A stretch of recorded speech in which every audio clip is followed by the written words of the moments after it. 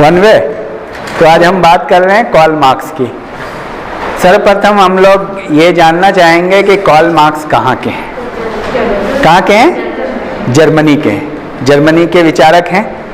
और इनके स्वदेशी कौन है, क्या आप बता सकते हैं?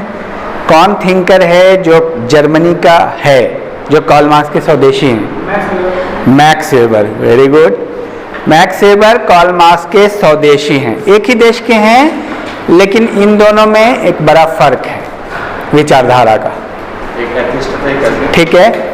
मैक्स वेबर के विचार कार्ल मार्क्स से अलग है, वो आगे हम जानेंगे। कार्ल मार्क्स का विचार क्या है, कार्ल मार्क्स किससे प्रभावित है, ये जानना ज़रूरी है। आप जिस किसी भी व्यक्ति को जाने तो ये जाने कि उनका मूल थ्योरी क्या है और वो किससे प्रभावित है, वो कहाँ के हैं, कैसे हालात थे उस देश के। तो कार्ल मार्क्स जर्मनी के हैं और उनका मूल सिद्धांत क्या है? उनके कई सिद्धांत है। हिस्टोरिकल मैटेरियलिज्म, ऐतिहासिक भौतिकवाद, और है इकोनॉमिक डिटर्मिनिज्म, आर्थिक निर्धारणवाद। कार्ल मार्क्स कहते हैं कि दुनिया में जितने भी परिवर्तन हो रहे हैं और दुनिया में जितनी भी विचारधारा है, उसमें उसका सबसे बड़ा बेस और आधार वो मानते हैं आर्थिक को, इकोनॉमी को। वो बोलते हैं economy is the backbone of society. अर्थव्यवस्था ही समाज का आधार है। कार्ल मार्क्स हीगल से प्रभावित थे। हीगल से। कार्ल मार्क्स का कहना है, हीगल कह रहे थे, हीगल की क्या आइडियोलॉजी है उसको समझिए। हीगल कह रहे थे समाज में दो विचार होता है। एक विचार आता है पहले, फिर उसके अपोजिट में एक विचार आता है। एक विचार जो आता है उसको बोलते हैं थेसिस। उसके अगेंस्ट में एक विचार आता है, उसको बोलते हैं एंटीथेसिस। और ये दोनों विचार जब आपस में टकराता है तो एक नया विचार पैदा होता है, जैसे सिंथेसिस। मैं एक उदाहरण से आपको क्लियर कर दूं। एक सरल उदाहरण मैं लेना चाह रहा हूं कि सपोज आप घर में हैं और आज मम्मी कह रही है कि क्या खाना खाओगे तुम लोग। तो कोई बोल रहा है कि मैं पूरी खाऊंगा, कोई बोल रहा है कि मैं चावल खाऊंगा, कोई बोल रहा है कि मैं खीर खाऊंगा। किसी को मीठा पसंद नहीं है तो वो बोल रहा है मैं कुछ और नमकीन चीज जैसे छोले खाऊंगा। ठीक है। या कोई कह रहा है कि मुझे पनीर खाना है। तो सबसे पहले एक व्यक्ति ने विचार दिया होगा कि अच्छी चीज में क्या बने, तो उसने कहा होगा कि मीठी चीज बने। तो उसके अगेंस्ट में एक विचार आया होगा दूसरे भाई का, नहीं नहीं मीठा मुझे पसंद नहीं है, कोई नमकीन चीज बनाओ, पनीर। तो ये दोनों विचार एक टकराए, थेसिस और एंटीथेसिस। तब बात बनी कि न खीर बनेगा न पनीर बनेगा, कुछ और बनेगा। ठीक है। छोले बनेगा, न तेरी बात न उसकी बात। ऐसी होते हैं ना कई बात कि ना आपकी बात मानी जाएगी और ना उसकी बात मानी जाएगी। यहां ऐसे होगा। It is called synthesis. ठीक है। तो दुनिया में पहले एक विचार आया, कहीं पे भी एक विचार आता है, उसके अगेंस्ट में एक और विचार आता है, और ये दोनों विचार जब आपस में टकराते हैं तो एक नया विचार आता है। समझ में आई बात? कार्ल मार्क्स ने हीगल के इस विचार वाले सिद्धांत से प्रभावित है, लेकिन कार्ल मार्क्स इस बात से प्रभावित हैं कि पहले एक थेसिस होता है, उसके बाद एंटीथेसिस, और फिर दोनों टकराते हैं तो सिंथेसिस का फॉर्मेशन होता है। लेकिन कार्ल मार्क्स का कहना है कि ये चीज कोई विचार नहीं है, ये पदार्थ है। जहां हीगल आइडिया पे जोर देते हैं, विचार पे जोर देते हैं, वहीं मार्क्स मैटर पे जोर देते हैं, पदार्थ पे जोर देते हैं कहते दुनिया में आइडिया पहले नहीं आती है, पहले पदार्थ आता है। पदार्थ से टकराता है, कार्ल मार्क्स कहते हैं, तो एक नया पदार्थ पैदा होता है। यानी थेसिस एंटीथेसिस से लड़ाई होती है या विचारधारा, इन दोनों की लड़ाइयाँ होती है, तो एक नया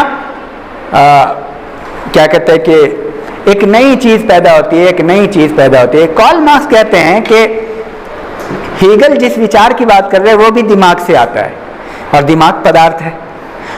तो बेस में कौन है, दिमाग या विचार? दिमाग तो भौतिक पदार्थ है। देखिए कार्ल मार्क्स कितना बारीकी से कहाँ अंदर जा रहे हैं। कार्ल मार्क्स कह रहे हैं कि वो विचार नहीं है, विचार तो इनविजिबल है, वो दिखने वाली चीज पदार्थ होती है। कार्ल मार्क्स कहते हैं कि वो दिमाग से आया विचार। तो पहले कौन था, दिमाग। तो दिमाग टकराया तो एक नया दिमाग पैदा हुआ, ऐसे आप सोच सकते हैं। तो कार्ल मार्क्स ने अपने सारे सिद्धांतों को पदार्थ पे आधारित माना है, इसलिए कार्ल मार्क्स के सिद्धांत मैटेरियलिज्म कहलाते हैं। मैटेरियलिज्म, हिस्टोरिकल मैटेरियलिज्म, ऐतिहासिक भौतिकवाद। कार्ल मार्क्स कहते हैं कि पूरी इतिहास के काल में भौतिक पदार्थ ही पूरे इतिहास को प्रभावित करता है।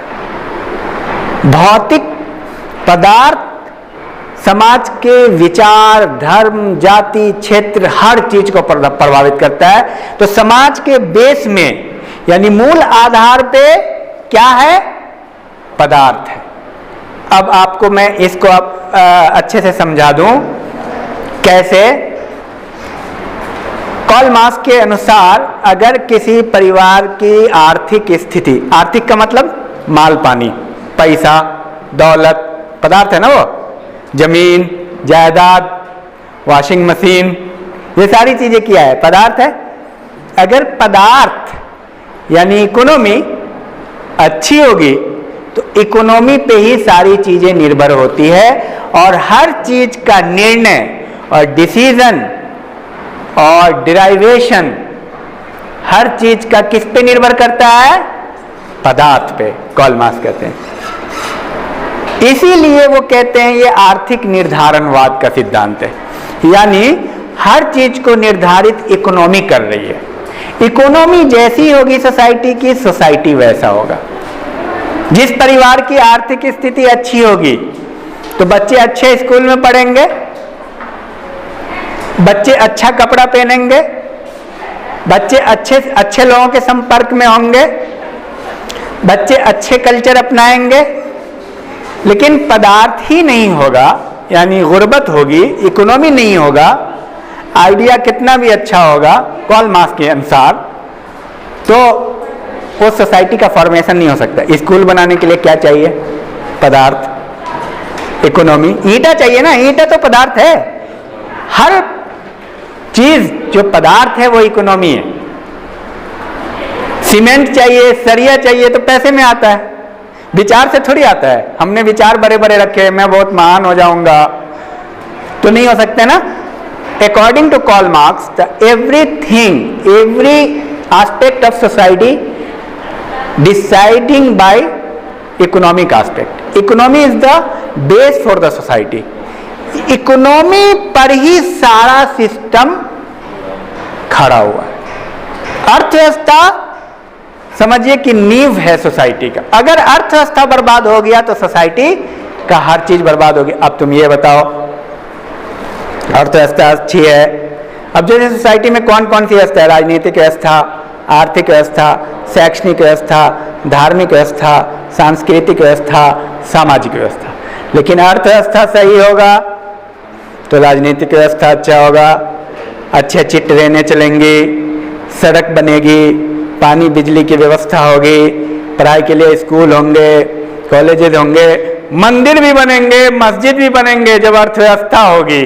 अर्थव्यवस्था नहीं होगी तो कार्ल मार्क्स, तो निष्कर्ष ये हुआ कि अर्थव्यवस्था ही समाज का मूल आधार है, और इसी पे समाज की जितनी भी उपव्यवस्थाएं हैं, राजनीतिक व्यवस्था, शैक्षणिक व्यवस्था, धार्मिक व्यवस्था, सांस्कृतिक व्यवस्था, सब इस पे निर्भर है। यह है कार्ल मार्क्स का आर्थिक निर्धारणवाद का सिद्धांत। और इसी आधार पर कार्ल मार्क्स कहते हैं कि पूरे इतिहास में अब तक का जितना भी इतिहास है वो आर्थिक आधार पे ही निर्धारित होता है, उसको अर्थव्यवस्था ही निर्धारित करती है।